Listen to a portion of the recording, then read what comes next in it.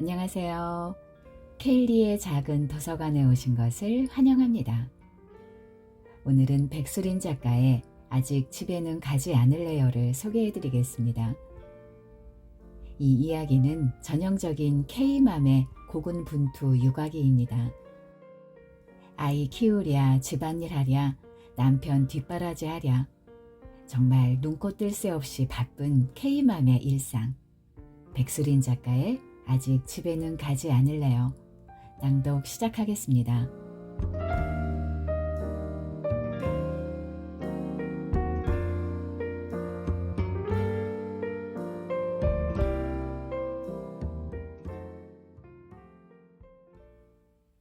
일요일엔 당신이 잔디를 깎는 거지? 좋아, 그럼 당신은 맥주와 고기를 사와 바비큐를 해먹게. 정체가 심한 도로 위, 동요 메들리가 흘러나오는 차 안에서 그녀와 남편은 대화를 주고받았다. 그들이 살고 있는 아파트 단지 인근의 단독 주택들 중 그녀가 가장 좋아하는 붉은 지붕의 집에서 그들이 사는 삶을 함께 공상하기. 그 집에 대한 이야기를 꺼내는 것은 언제부터인지 대화할 거리가 줄어든 남편에게 그녀가 말을 거는 한 가지 방법이었다. 그녀가 그 붉은 지붕의 집을 발견한 것은 그들이 이사하고 얼마 안 있어 첫째 아이를 하원시키기 위해 어린이집을 처음으로 찾아갔던 지난 봄이었다. 어린이집에 가기 위해 굳이 동네 한쪽의 고급 주택가를 지나쳐 갈 필요는 없었지만 그녀는 언제나 일부러 돌아가는 길을 택했다. 잘 가꾸어진 정원과 근사한 포치가 있는 2층 집들을 구경하며 걷는 것은 둘째 아이를 낳은 이후 집 밖을 나갈 일이 거의 없는 그녀에게 커다란 낙이었기 때문이다. 엄마, 우리 이사가? 뒷좌석에 앉아 동요를 따라 부르던 첫째 아이가 참견했다. 아니, 나중에. 운전석 뒤쪽의 카시트에서 쌀과자를 손에 꼭 쥔 채 잠들어 있는 둘째 아이의 얼굴은 평온해 보였다. 그들은 주말을 맞이해 모처럼 동물원에 다녀오는 길이었다. 나중에 언제? 글쎄, 나중 언제일까?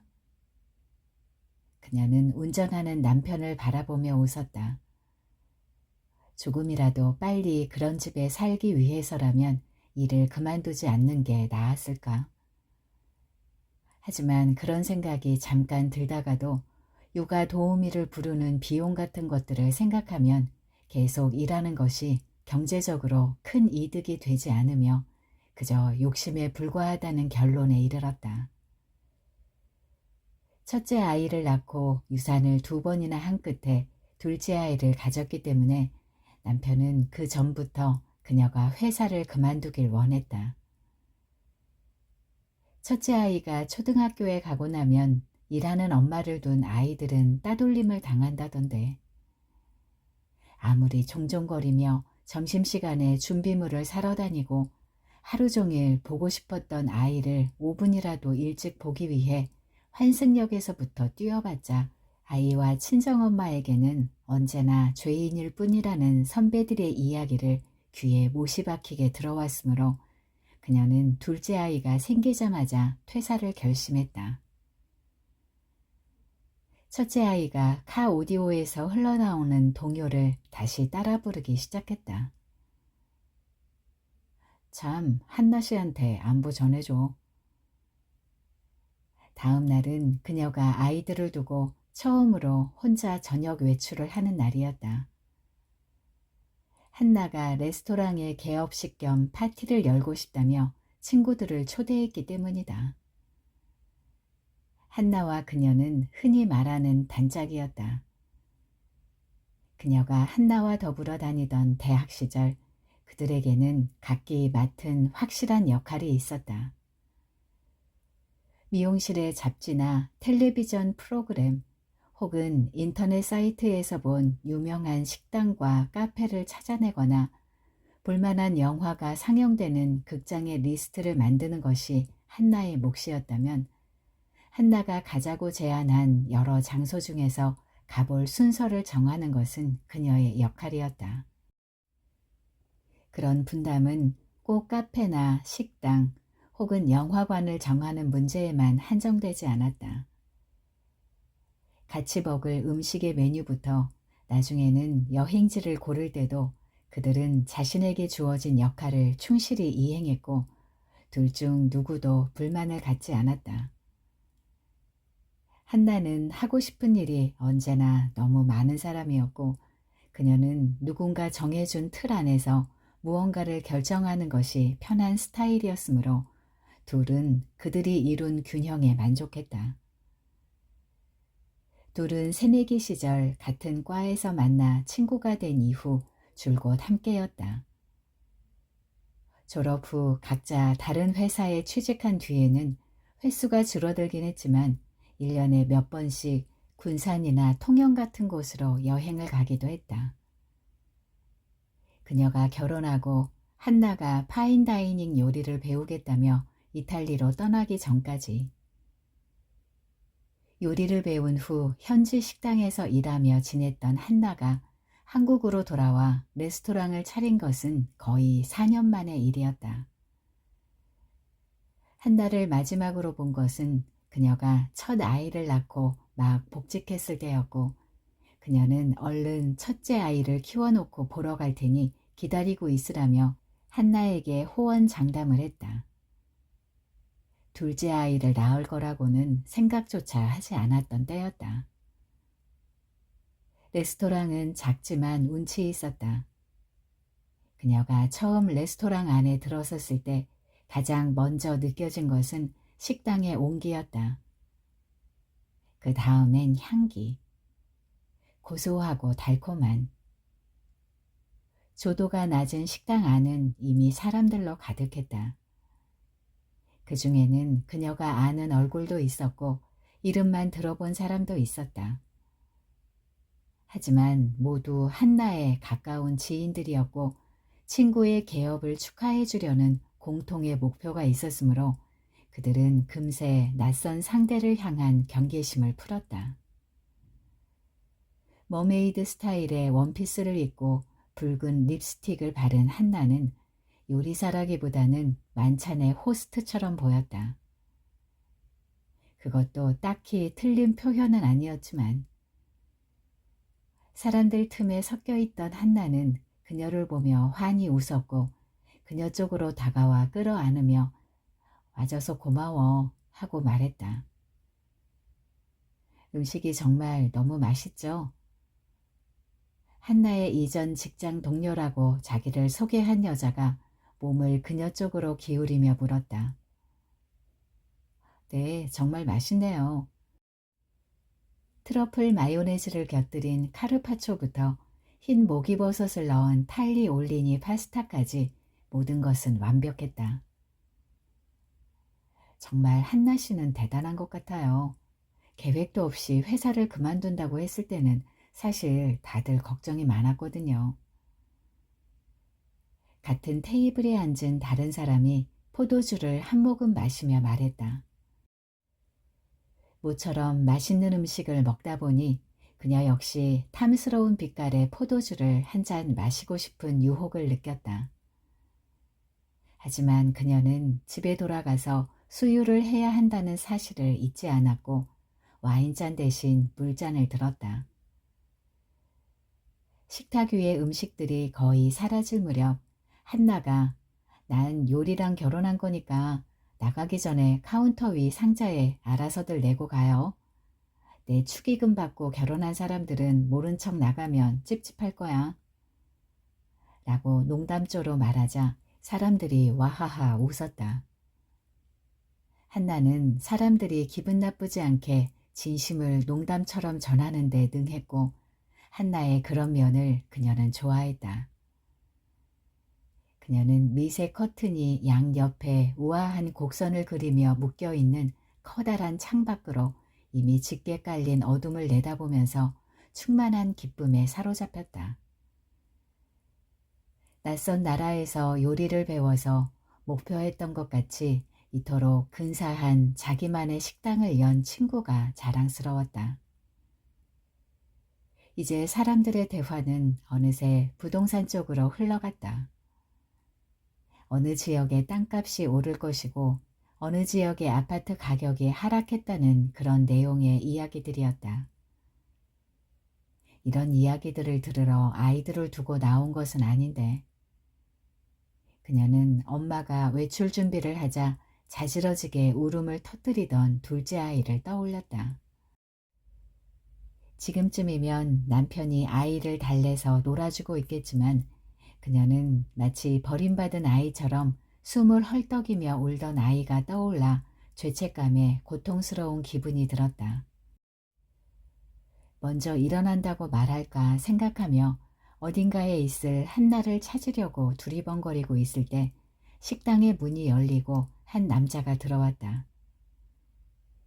깔끔한 세미정장 차림을 한 남자였는데 군살이 전혀 없어 날렵해 보였다. 남자는 탐스러운 장미 꽃다발을 들고 있었다. 평소에 쉽게 볼 수 없는 연자주색 장미로만 이루어진 다발이었다. 축하해요. 남자는 들어오자마자 한나 쪽으로 성큼성큼 걸어갔고 그녀에게 커다란 장미 다발을 안겼다. 이제 장미 다발은 카운터 옆 원목 콘솔 위 가장 잘 보이는 화병에 꽂혔다. 한나가 남아있는 음식들을 데워오고 그녀의 맞은편에 자리 잡은 남자는 주변 사람들과 인사를 나누며 유쾌하게 대화를 주고받기 시작했다.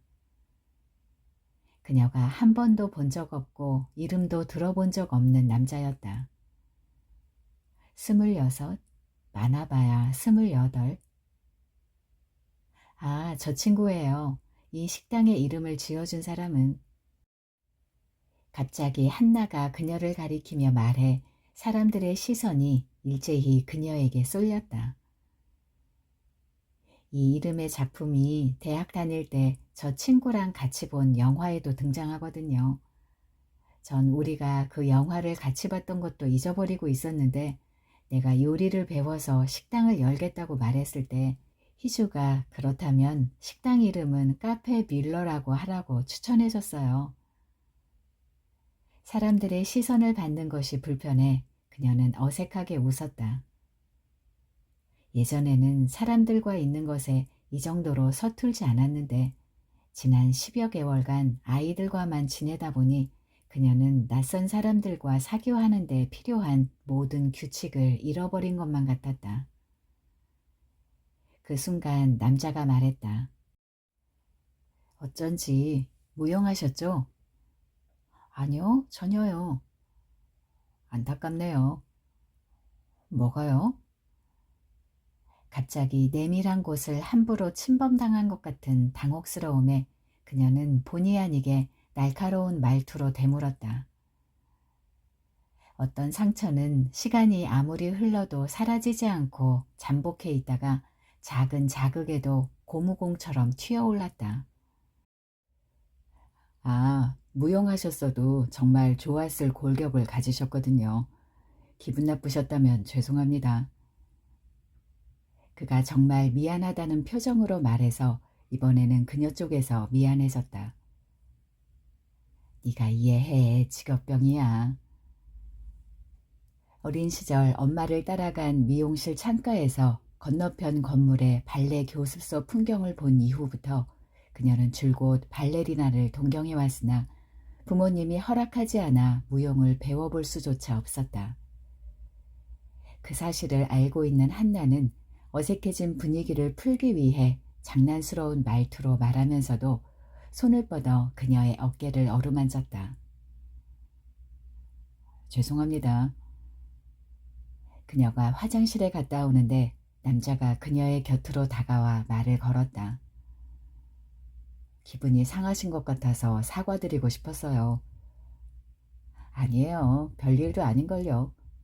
무용을 하시나 봐요? 네. 갓 면도한 듯 보이는 남자의 턱선은 매끄러웠고 구김살 없는 20대 특유의 자신만만함이 느껴지는 그에게서는 은은한 향수 냄새가 풍겼다. 가까이서 본 남자는 더 어려 보였다. 그리고 남자는 그녀에게 몇 마디 말을 더했다.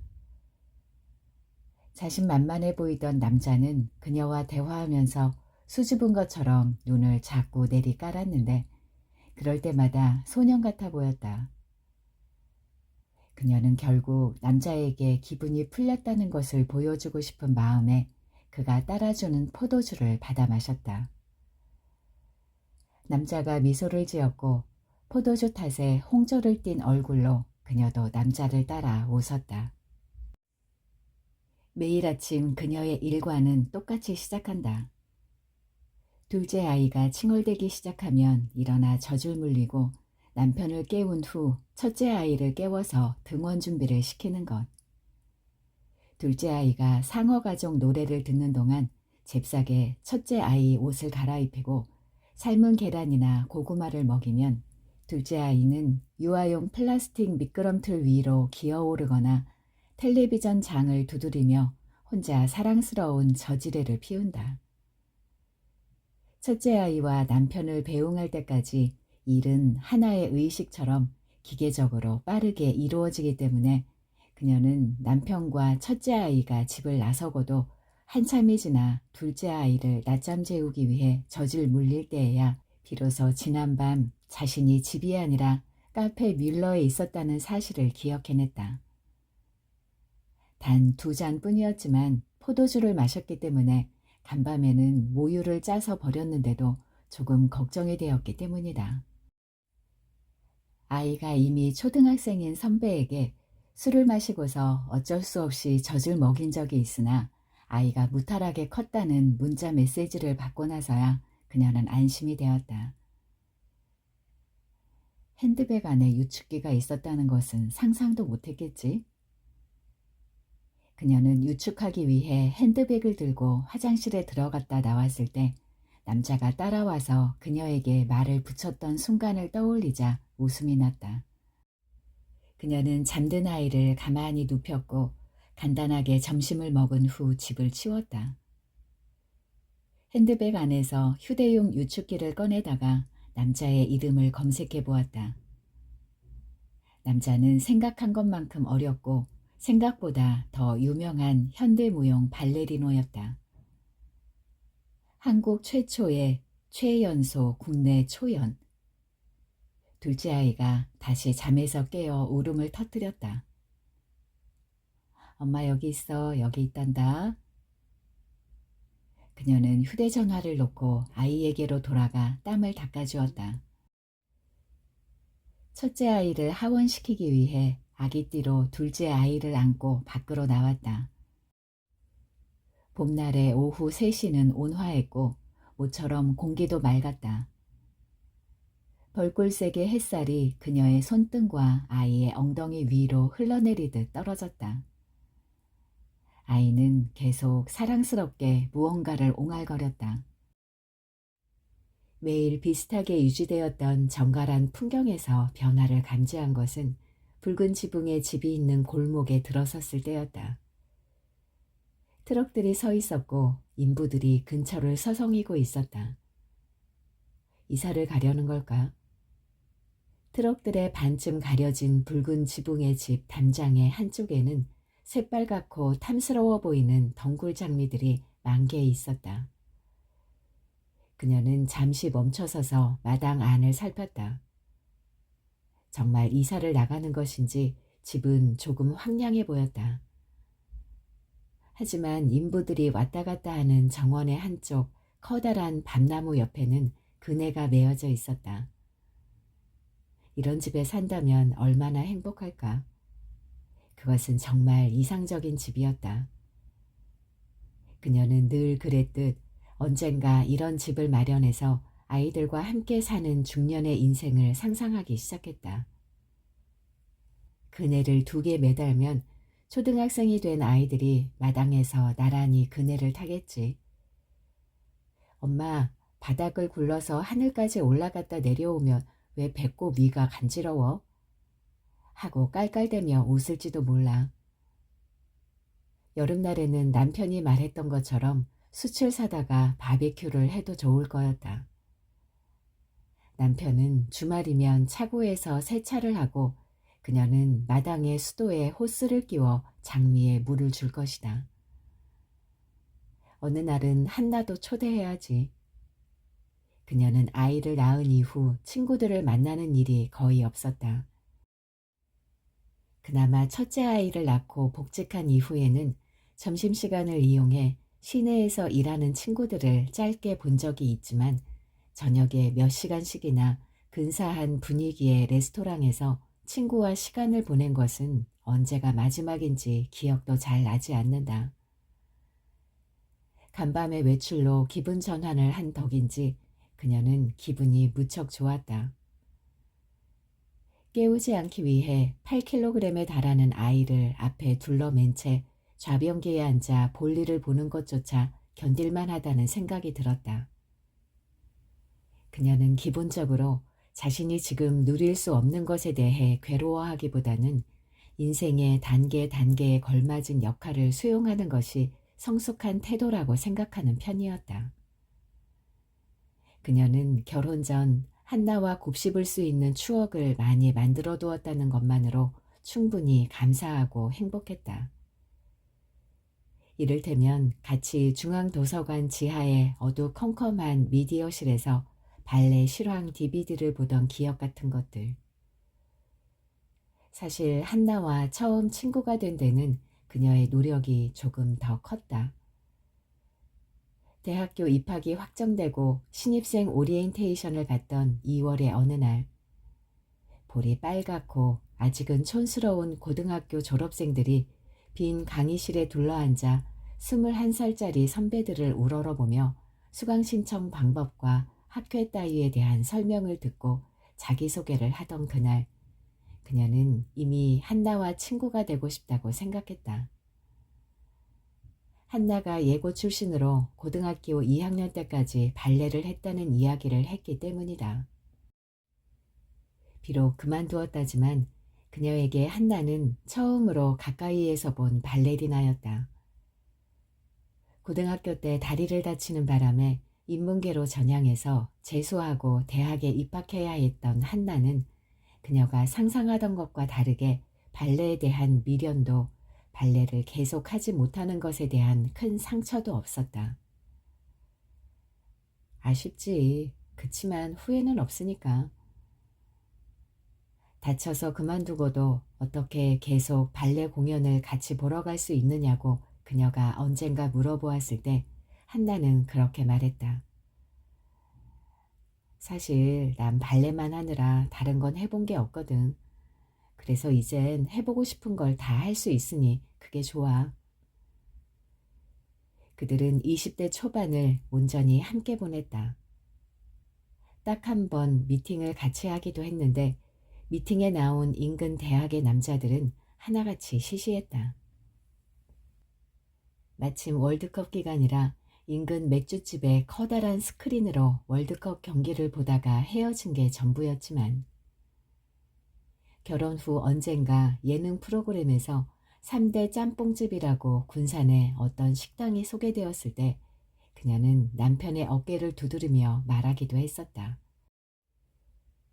여보, 저기가 내가 한나랑 같이 갔던 곳이야. 재미있는 시절이었지. 그녀는 어린이집 앞에서 아이가 그녀를 발견하고 뛰어오는 것을 바라보며 생각했다. 이제 첫째 아이는 제법 커서 아이가 온몸을 던져 다리를 끌어안자 그녀의 몸이 뒤로 밀렸다. 아이고, 이러면 엄마 넘어져. 그녀가 웃음을 터뜨리며 아이의 둥근 머리를 쓰다듬었다. 그 집 이사 가는 것 같아. 그날 밤 그녀는 아이들을 재운 후 남편에게 말했다. 그래? 남편은 맥주를 들이키며 물었다. 첫째 아이를 가졌을 때 그녀는 남편 혼자만 맥주를 마시는 게 억울해 울거나 화를 내곤 했지만 이젠 남편이 맥주를 사오면 그냥 눈을 흘기는 걸로 그쳤다. 그는 그녀가 너그러워진 거라고 생각할까? 하지만 사실은 그게 아니었다. 어차피 울고불고 해봤자 바뀌지 않는 일에 에너지를 쏟기에 그녀는 매일 너무 피곤했으므로 프랜차이즈 성형외과의 월급제 의사인 남편이 힘든 수술을 한 날엔 맥주가 필요하다는 주장을 수용하고 넘어가는 것뿐이었다. 어쨌든 여느 남편들보다는 훨씬 가정적인 사람이니까. 출산 직후엔 그녀가 전 몸살을 앓을까봐 가슴 마사지를 해주기도 하고 그녀의 손목이 시릴까봐 걸레를 대신 짜주던 사람. 남편은 아이들을 재우기 전 첫째 아이의 이를 닦아주었는데 이를 닦을 때마다 아이는 일부러 그러는 것처럼 말이 유난히 많아졌지만 남편은 그녀가 아침마다 그러듯 이제 그만 좀 말하라고 아이를 다그치는 법이 없었다. 그녀는 남편 앞에 앉아 남편이 안주로 먹는 감자칩을 집어먹으면서 휴대전화의 잠금 버튼을 풀었다. 아이들과 놀아주고 저녁을 먹이고 목욕을 시키느라 몰랐는데 한나가 전화를 걸었던 흔적이 휴대전화에 남아있었다. 이미 늦은 시간이라 한나에게는 내일 다시 걸어야지 생각하면서 그녀는 휴대전화를 탁자 위에 올려놓았다. 우리는 못 사겠지. 알아나 볼까? 알아볼래? 아니야, 관둘래. 왜?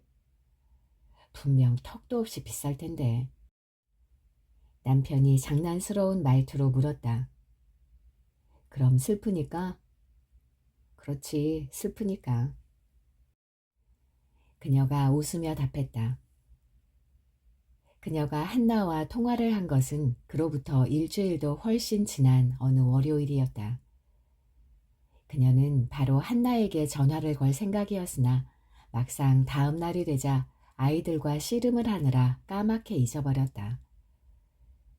이튿날 아침 첫째 아이는 세탁기 안에 이미 들어가 있는 옷을 입겠다고 떼를 쓰며 자지러지게 울었고 둘째 아이는 어느 틈엔가 책꽂이의 그림책을 다 꺼내놓거나 현관에 놓인 신발을 빨고 있었다. 그 비슷한 일들이 계속 반복되었기 때문에 그녀는 아이들을 재우고 새로운 부재중 메시지를 볼 때야 겨우 한나의 존재를 떠올렸고 그러다 보니 일주일이라는 시간이 순식간에 지나가 버린 것이다. 그 월요일 오후 첫째 아이를 데리러 가는 길. 그녀가 카페 밀러에서의 밤을 떠올리지 않았다면 그보다 더 늦어질 수도 있었을 것이었다. 그날 어린이집까지 가는 길엔 붓으로 곧게 그린 듯한 나무들 위로 작은 새들이 분주히 날아다녔다. 주말 동안 비가 온 터라 화창한 늦봄의 대기는 어린 시절 그녀의 엄마가 밥솥으로 갓 쪄낸 카스테라처럼 따뜻하고 부드러웠다. 우편 배달부가 느린 속도로 오토바이를 탄 채 지나가는 골목을 그녀가 아이를 안고 따라 걸으면 간혹 어떤 대문들 안쪽에서는 이미 친숙해진 커다란 개들이 점잖게 짖었다. 그러다 그녀는 다시 붉은 지붕의 집 근처에 다다랐고 낯선 웅성거림을 들었다. 소리의 정체를 알게 되기까지 긴 시간이 필요하지는 않았다. 중국인 인부들이 알아들을 수 없는 말을 주고받으며 집을 부수고 있었다. 어떻게 이럴 수가 있지? 주말 전까지만 해도 집은 아무렇지도 않았다. 그녀는 며칠 밤 사이의 변화에 놀라 아이를 안은 채 담장 안을 넘어다 보았다. 포클레인이 점령한 집의 대문은 어느새 사라지고 벽의 일부마저 허물어져 있었다.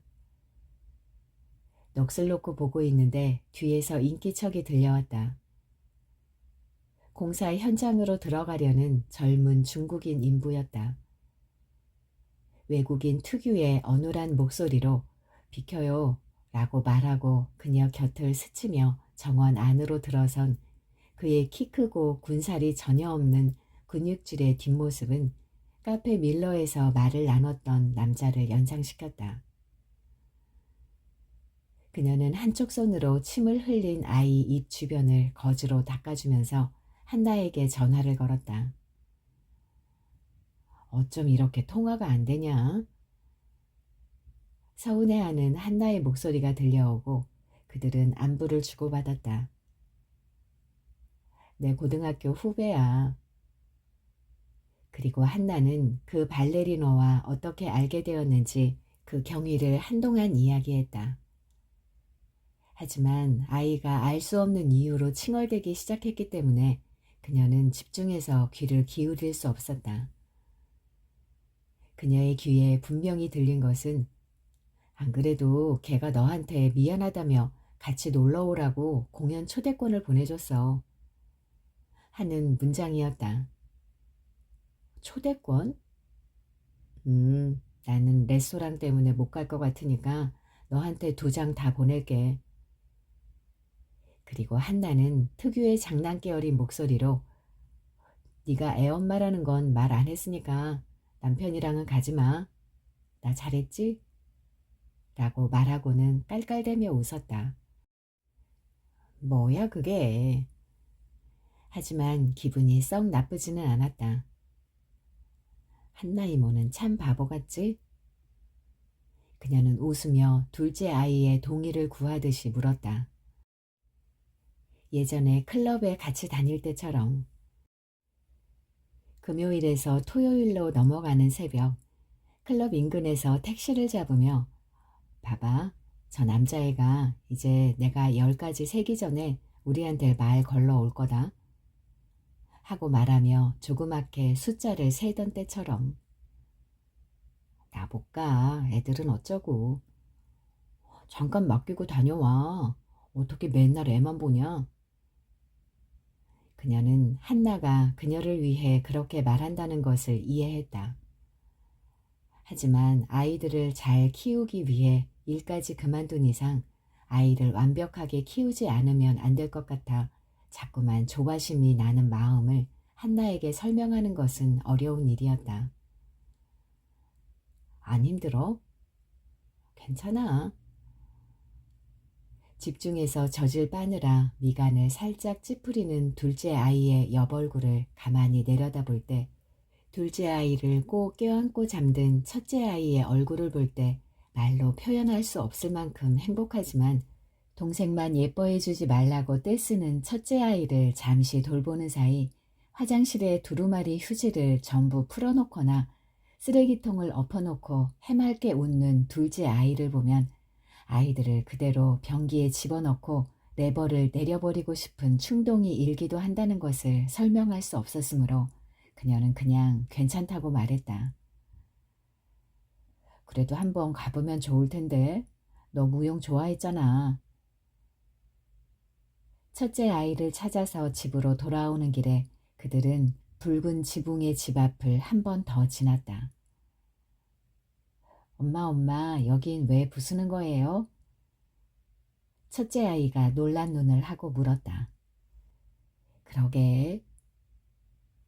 여러 명의 인부 중에 아까 그 젊은 남자는 유난히 눈에 띄었다.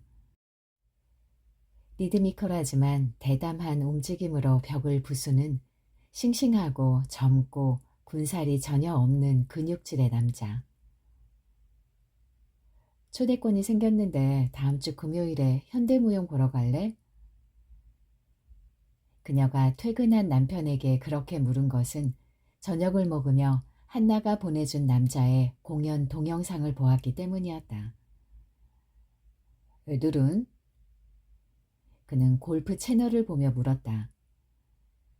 싱크대에는 저녁 때 미처 하지 못한 설거지거리가 여전히 쌓여 있었다. 당신 어머니께 부탁하면 안 될까? 요즘 팔 아프신 거 알잖아. 그러면 나 혼자라도 가고 싶어. 그녀는 그렇게 말하며 사실은 그곳에 남편과 같이 가고 싶지 않았다는 사실을 깨닫고 조금 놀랐다. 또? 남편의 말에 악의가 없다는 것은 알았다. 집을 부수고 있었어. 그녀는 그의 옆에 가만히 앉아 단조로운 골프장의 풍경을 바라보다가 불쑥 말했다. 그래? 집을 부수는 장면을 보았을 때는 뜻밖의 광경에 그저 놀랄 뿐이었는데 막상 그 문장을 입 밖으로 꺼내자 견딜 수 없이 슬프고 두려운 감정이 밀려왔다.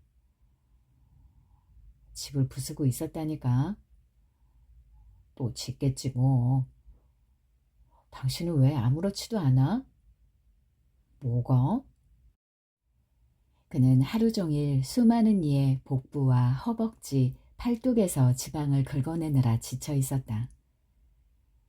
그녀가 왜 그렇게까지 그 집에 집착하는지 알 수 없었다. 또 호르몬 탓인가? 순간적으로 피곤하다는 생각이 들었다. 그는 그녀가 자리에서 말없이 일어났을 때 그럼 금요일에 갔다 와. 친구랑 내가 애들 볼게. 하고 말했다. 하지만 그녀는 결국 공연을 보러 가지 못했다. 공연이 있던 금요일 남편이 11시경에 전화를 했고 갑작스러운 수술 스케줄이 잡혀서 제때 퇴근하기가 어려울 것 같다고 했다. 알았어. 그녀는 전화를 끊고 둘째 아이를 업은 채 하다만 설거지를 다시 시작했다. 싱크대를 마른 행주로 닦고 고무장갑에 물기를 탁탁 털어 싱크대 위 찬장 손잡이에 걸었다.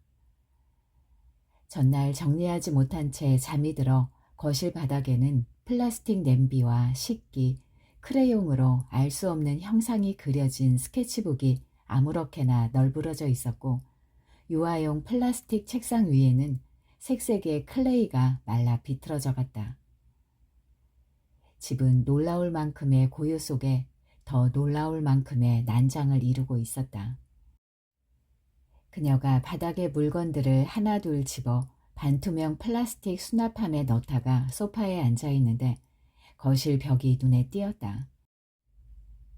이사 온 지 얼마 안 되었지만 색이 바래 누르스름해진 벽지 위에 똑같이 반복되는 무늬들. 벽지 한쪽 면에는 아이들의 낙서가 있었다. 마치 그녀가 오래전 그렸던 낙서들처럼. 어린 시절 그녀는 엄마의 눈을 피해 오빠와 집안의 방문마다 사인펜으로 낙서를 하곤 했다. 분명히 엄마 몰래 한다고 생각했는데 엄마는 이제 보면 당연한 일이지만 매번 귀신같이 알아채고 오빠와 그녀를 야단쳤다. 하지만 그런 일로 눈물이 쏙 빠지게 혼난 적은 한 번도 없었다. 그때 엄마는 몇 살이었지? 어깨에 닿는 파마머리를 하나로 묶고 빨래를 삶거나 화장실의 타일을 수세미로 닦다가 그녀를 돌아보며 저리 가서 오빠랑 놀고 있어 하던 엄마. 엄마에 대해서 이야기할 때면 한나는 언제나 그녀를 부러워했다. 한나의 엄마는 무용하는 딸의 체중을 관리하기 위해 매일 아침 몸무게를 재고 저염식 다이어트 도시락을 싸주고 매일 밤 연습실 앞까지 차로 데리러 왔다. 그런 관심이 정말 지긋지긋했어. 한나는 고개를 절레절레 저었다. 한나는 그녀의 엄마처럼 조금쯤 무심하고 적당히 다정한 엄마를 원했다고 했다. 하지만 우리 엄마는 내 미래엔 관심도 없었고 조금의 투자도 하지 않았는걸. 그녀의 엄마는 매일 그녀의 방을 청소해 주었고 계절마다 제철 채소를 사다가 국을 끓여 주었고 그녀가 조금이라도 아프면 모든 일을 제쳐두고 병원에 데리고 갔지만 오빠만 학원에 보내주었고 그녀의 재수를 반대했으며 첫째 아이를 낳았을 때는 언제 직장을 그만둘 거냐고 물었다. 주말은 언제나 그렇듯 정신없이 지나갔다. 그리고 다시 월요일. 그녀는 늘 그렇듯 둘째 아이를 안고 첫째 아이를 데리러 갔다. 그녀는 다 허물어져 버렸을 붉은 지붕의 집을 보고 싶지 않아 다른 길로 갈 생각이었지만 잠시 딴 생각을 하는 사이 다시 그 앞에 서 있었다. 그리고 그녀는 보았다. 창문이나 외벽 없이 뼈대만 드러나 있는 집을. 집의 곳곳은 철근이 드러나 있었고 절반 이상 허물어진 담벼락에는 낡고 더러운 천이 매달려 있었으며 모든 것은 엉망이었다. 하지만 황폐해진 집은 5월의 빛 속에서 군더더기가 생략된 무대처럼 아름다웠다. 휴식 시간인지 사방은 적막에 쌓여 있었다. 가림막이 쳐있지 않은 대문이 있던 자리는 마치 누군가 읽고 펼쳐둔 초대장처럼 활짝 열려 있었다. 그녀는 잠시 망설이다가 무언가에 이끌린 듯 아이를 안고 정원 안쪽으로 들어갔다. 자세가 불편한지 아이가 칭얼대 그녀는 쉿 하며 아이를 달랬다. 그토록 여러 번 집 앞을 지나고 정원을 기웃거렸으나 안으로 들어간 건 처음이었다. 철근과 벽돌더미, 바닥에 함부로 놓인 공구들로 어지러운 정원에 막상 들어서자 그녀는 두려움을 느꼈다. 무언가를 태웠는지 공기 중에 흐릿하지만 매캐한 냄새가 섞여 있었다. 하지만 한쪽에 그네 옆에 있던 커다란 밤나무와 아직 부수지 않은 뒤편 담벼락의 붉은 덩굴 장미는 그대로 있었다. 아무도 없는 줄 알았는데 그곳에는 그 남자도 있었다. 남자는 사물들로 어질러진 정원이 아니라 집의 깊숙한 곳, 예전에는 틀림없이 창문이었을 테지만 이제는 유리창도 없이 그저 뻥 뚫린 사각형에 불과한 틀의 안쪽에서 정원을 향해 서서 홀로 식사를 하고 있었다. 남자가 거기에 있다는 것을 안 그녀는 너무 놀라 소리를 지를 뻔했다. 액자 프레임 같은 사각형 안쪽, 땀에 젖은 민소매 차림으로 얼마 전까지는 창틀이었을 부분을 식탁 삼아 국수를 먹던 남자는 인기척에 고개를 들고 그녀를 바라보았다. 그리고 그들은 잠시 동안 서로 말을 않고 쳐다보고만 있었다. 이마를 가리는 덥수룩한 고수머리 탓인지 앳되어 보이는 남자의 눈빛은 폭군처럼 강렬한 것 같았지만 또 동시에 순진해 보이기도 했다. 그녀는 자신이 도망치고 싶은지 그곳에 조금 더 머물기를 원하는지 몰라 혼란스러웠다. 남자는 어깨를 곧게 펴고 그녀를 향해 정면으로 섰다. 흰색 레오타드 같은 민소매 셔츠를 입고 맹수처럼 벽을 부수던 남자의 단단한 등 근육을 그녀는 기억했다. 너무 아름다운 골격을 가지셔서 그랬어요. 정말 아름다워요. 그 말을 꼭 해드리고 싶었어요. 단단한 등 근육을 떠올리는 순간 한나의 레스토랑 화장실에서 유축을 하고 나왔을 때 남자가 그렇게 말하고 수줍은 듯 눈을 내리 깔았던 장면이 머릿속을 스쳤다. 아이가 원하면 언제고 풀어헤쳐 꺼내놓는 그녀의 젖가슴. 유두가 헐고 갑자기 팽창했다가 쭈그러든 후 다시 팽창하기를 반복해 살이 트고 처진 그녀의 젖가슴 안쪽 무언가를 마치 꿰뚫어 보는 듯. 잊어버린 줄 알았는데 그녀는 남자들의 그런 표정이 무엇을 의미하는지를 기억하고 있었다. 여자는 그의 옷을 벗기기라도 할 것처럼 남자를 맹렬히 쳐다보았다. 창틀 아래로 드러나지 않은 남자의 몸을 상상했다. 그녀는 이토록 더럽고 위험한 곳에서 낯선 남자에게 성적인 충동을 느낀다는 사실에 당혹감과 수치심을 느꼈다.